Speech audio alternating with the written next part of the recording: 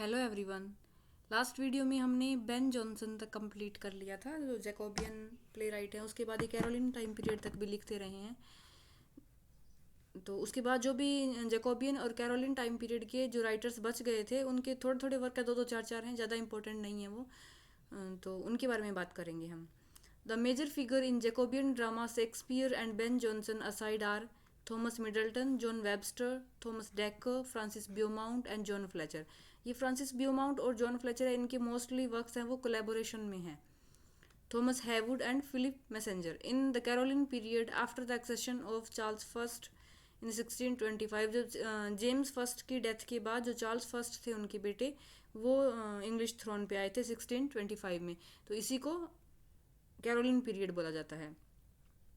Although Johnson was still writing, the most significant dramatist was John Ford. तो इनके जो minor writers हैं, दो दो तीन तीन वर्क्स हैं, इनको हम आज करेंगे, पूरा ये कंप्लीट कर लेंगे। रेनेसा ड्रामा आज ख़त्म हो जाएगा, जितने भी ड्रामेटिस्ट हैं। तो सबसे पहले बात करते हैं थॉमस मिडल्टन की। थॉमस मिडल्टन 1580 में इनका बर्थ हुआ था और 1627 में इनकी डेथ हुई थी। Was an English Jacobian play right and the port who is notable for his mastery of English parody and his deeply cynical and ironic characterization. इनको टी.एस. एलियट ने शेक्सपियर के बाद इनको स्थान दिया है कि ये बहुत ही इंपॉर्टेंट है शेक्सपियर के बाद, क्योंकि जिस तरह से शेक्सपियर कॉमेडी, हिस्ट्री, ट्रेजेडी सभी में मास्टर थे, इनके भी वर्क हैं वो कॉमेडी है, ट्रेजेडी है और हिस्ट्री है। In addition to his, Middleton was also a prolific writer of masque pageants and other occasional dramas and he remains one of the most noteworthy and characteristic of Jacobean dramatist. इनकी life की बात करते हैं। 18 अप्रैल 1580 में ये baptise हुए थे and he was the son of bricklayer who had been raised to the status of gentleman. His father died when Middleton was very young. His mother's remarriage devolve into a lengthy battle over the inheritance of Thomas and his sibling. ज़्यादा कुछ इनकी childhood और family के बारे में नहीं पता है। क्राइस्ट हॉस्पिटल और क्वींस कॉलेज में इनकी एजुकेशन हुई। डिग्री जो ग्रेजुएशन है वो इनकी कंप्लीट नहीं हुई थी। और यूनिवर्सिटी ईयर, जब यूनिवर्सिटी में पढ़ते थे उसी टाइम उन्होंने कुछ वर्क लिखा था, पोम्स पब्लिश की थी एलिजाबेथन स्टाइल में। वो कोई भी पब्लिश नहीं हुई है, but one of 3 publication a lengthy satire भी लिखे थे इन्होंने। Ran afoul of the Anglican church ban on word satire and was publicly burned. Thus Middleton literary career was launched. तो यहाँ से उनका लिटरेरी कैरियर शुरू हो गया था। इनके ज़्यादा वर्क नहीं है, बट ये अ गेम एट चेस, ये बहुत ही इंपॉर्टेंट वर्क माना जाता है इनका, जो 1625 में आया था। इसमें क्या है कि in which the black king and his man representing Spain. तो जो चेस का होता है जिसमें ब्लैक किंग और उसके मैन होते हैं वो स्पेन को रिप्रेजेंट कर रहे हैं। And the disputes are checkmated by the white king prince Charles. This political satire drew crowds to the Globe Theatre until the Spanish ambassador protested and James I suppressed the play. तो फिर James first ने इस play को रोक दिया था। काफ़ी crowd आती थी, सटायर काफ़ी फेमस था, ये ग्लोब थिएटर में परफॉर्मेंस होती थी इसकी। मिडल्टन्स मास्टरपीस वाज 2 ट्रेजेडीज। ये सटायर है, उसके बाद 2 ट्रेजेडीज हैं इनकी। वुमन बिवेयर वुमन जो 1621 में लिखी गई थी और 1657 में परफॉर्म हुई थी और पब्लिश हुई थी 1657 में। एंड द चेंजलिंग 1622 विद विलियम रावली। तो ये कोलेब्रेशन में लिखी गई है, मिडल्टन और विलियम रावली ने मिलकर लिखी थी, पब्लिश हुई थी 1653 में। His comedies picture a society dazzled by money in which most people grabs for all they can get by any means. ये इनका और वर्क है माइकल लैम्स टर्म, ये भी 1607 में पब्लिश हुआ था और 1605 में परफॉर्म हुआ था। Richest in irony in a trick to catch the old one, ये भी इनका एक वर्क है। Two rivals usurers are so eager to score over each other that both are taken in by a clever nephew. A trick was entered for licensing with an unattributed play entitled The Revenger's Tragedy. ये जो इनका work है Revengers tragedy, इसमें ये doubtful है। कुछ scholars मानते हैं कि ये साइरिल टर्नर का वर्क है, कुछ बोलते हैं कि मिडल्टन का है। ये एनोनिमसली पब्लिश हुआ था, इसके ऑथर के बारे में नहीं पता है, बट कुछ इसको मिडल्टन से रिलेटेड मानते हैं, कुछ इसको साइरिल टर्नर से रिलेटेड मानते हैं। A mad world by masters एक ये और वर्क है। इनके वर्क के टाइटल और कब पब्लिश हुए थे ये याद रखना इतना ही काफ़ी है, ज़्यादा कुछ जानने की ज़रूरत नहीं है इसके बारे में। बस मेन इनका टाइटल और ईयर, कौन से ईयर में ये पब्लिश हुए थे या परफॉर्म हुए थे। उसके बाद बात करते हैं जॉन वेबस्टर। जॉन वेबस्टर काफ़ी इंपॉर्टेंट प्ले राइट हैं, ड्रामेटिस्ट हैं। जॉन वेबस्टर जिनका 1580 में बर्थ हुआ था, 1632 में इनकी डेथ हुई थी, was an English Jacobean dramatist best known for his tragedies the White Devil and the Duchess of Malfi. ये जो दो इनकी ट्रेजेडीज हैं, द वाइट डेविल और द डचेज ऑफ माल्फी, ये काफ़ी इंपॉर्टेंट वर्क है। इनको हम डिटेल में एक अलग सेपरेट वीडियो में करेंगे, अभी बस ब्रीफ में इनके बारे में बात करते हैं। कोलेबोरेशन में उस टाइम पीरियड में जो चार्ल्स फर्स्ट का था या जैकोबियन पीरियड था, उस टाइम में लोग कोलेबोरेशन में बहुत लिखते थे। तो इन 1604 Webster collaborated with fellow play writer Thomas decker on westward हो। थॉमस डेकर के साथ मिलकर इन्होंने वेस्टवर्ड हो लिखा, और जो बेन जॉनसन और उनकी कंपनी थी, उन्होंने आंसर दिया ईस्टवर्ड हो में। With Webster and Dekker then retaliating the with Northward Ho, फिर उन्होंने फिर मिलकर नॉर्थवुड हो लिखा था 1605 में। This kind of rivalry was common in the London theatre. इनको जो वार ऑफ थिएटर भी बोलते हैं, इस तरह की जब राइटर्स के बीच में राइवल सिचुएशन आ जाती है। Rivalry was common in the London theatre and the audience would have enjoyed seeing the playwrights battle it out for public favor. Some of Webster's other collaboration include the tragedy Caesar's Fall, the history plays at Thomas Watt, and Christmas Comes Out Once a Year. ये collaboration में 2-3 play हो रहे हैं, इनके tragedy हैं ये।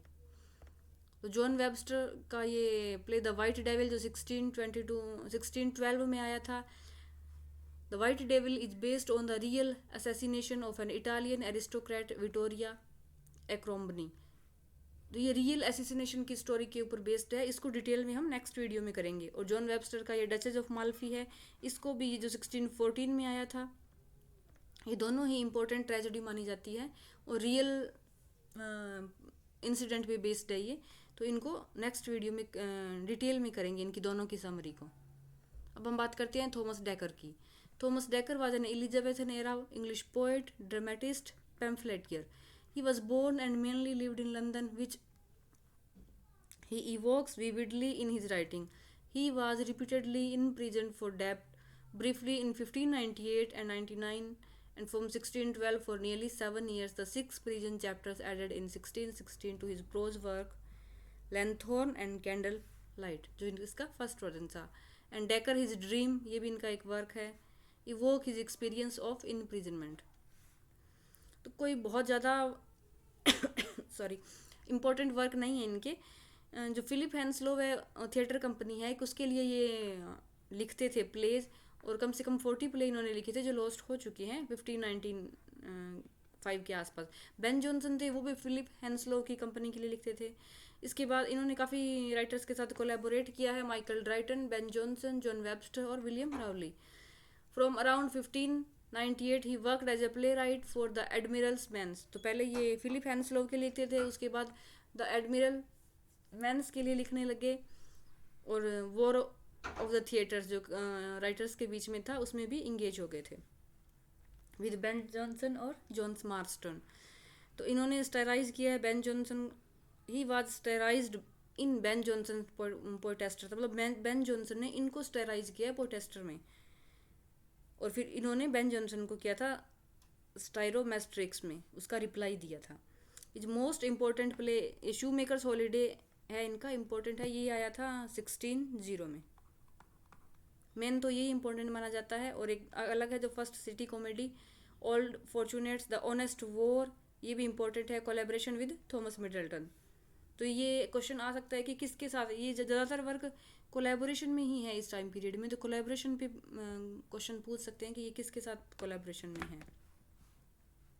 His other plays the witch of Edmonton written in collaboration with John Ford and William Rowley, first published in 1658. He also collaborated with Webster in Westward Ho and Northward Ho and Middleton in The Roaring Girl and with Messenger in The Virgin Martyr.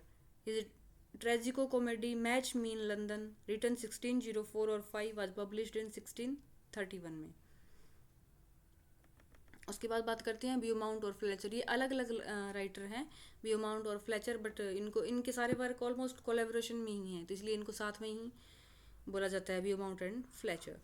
ब्यूमाउंट and Fletcher व the English dramatist France, इनका पूरा नाम ब्यूमाउंट का Francis Beaumont और Fletcher का John Fletcher है। Who collaborated in the writing during the reign of James first. The first Beaumont and Fletcher folio of 1647 contain 35 plays, 53 plays were included in the second folio. तो इनके pledge का folio आया था, folio में मतलब पूरी एक एंथोलॉजी होती है वर्क्स की। तो 1647 में आया था, उसमें 35 थे, फिर उसके बाद 1679 में आया तो 53 प्लेज थे। Contemporary scholar has arrived at a corpus of about 12 to 15 plays that are work of both men. The play generally recognized as Beaumont Fletcher collaboration. तो ये जो वर्क लिखे हुए हैं, the woman hater, Cupid revenge, Philaster, the men's comedy, a king and no king, the captain, the scornful lady, love's pilgrimage, ये tragic comedy है, the noble gentleman, ये सारे कोलैबोरेशन में हैं इनके वर्क। फ्रांसिस ब्यूमाउंट का एक वर्क जो विदाउट कोलैबोरेशन है, इनका अकेले का है, वो है the knight of the burning pestle, जो 1607 में आया था। Parodize the convention of old fashion chivalry as a city apprentice takes part in a play within play, इसमें प्ले विद इन प्ले भी अप्लाई की गई है ट्रिक जो है। A vein of domestic tragedy set not in the exotic locale used by Webster and Ford, usually Italy is scene. जो Webster के work हैं फोर्ड की, तो इटली में इनकी सेटिंग इटली में है। Is scene in play like Thomas Heywood, a woman killed with kindness. तो एक टाइम आया था जिसमें डोमेस्टिक प्लेस भी लिखे जाने लगे थे। थॉमस हेवुड का वर्क है ए वुमन किल्ड विद काइंडनेस, ये भी एक डोमेस्टिक ट्रेजेडी मानी जाती है। इसमें एक वुमन होती है जिसका किसी के साथ एक्स्ट्रा मैरिटल अफेयर होता है। जब उसके हस्बैंड को पता चल जाता है तो वो मतलब ज़्यादा उसके साथ कुछ नहीं करता है, बस वो उसके साथ बात करना बंद कर देता है। तो ये इसी गिल्ट के साथ एक दिन काफ़ी टाइम बाद सुसाइड कर लेती है। अपनी लाइफ से वो एक तरह से इसको रिजेक्ट कर देता है। तो a woman killed with kindness, ये इसका टाइटल है। John Ford's this pity she is a whore dates from the early 1630, the young love theme of Romeo and Juliet of almost 40 year before it transformed into an incestuous love between a brother and a sister. तो उनका नाम क्या था? Giovanni and Annabella. In a corrupt world, their love is the only pure element, and the tragedy follow their inevitable destiny in an increasingly negative universe. The play is a deliberate challenge to moral values and the decline of virtue, but equally it was seen by Puritan as a representative of the decadent influence of Caroline theatre. In their final scene, Giovanni and Annabella's love recalls Romeo and Juliet's. एक और important writer हैं Philip messenger. इनका work है a new way to पे old डेब्ट, 1625 में। Remained one of the most popular social comedies for more than 200 years.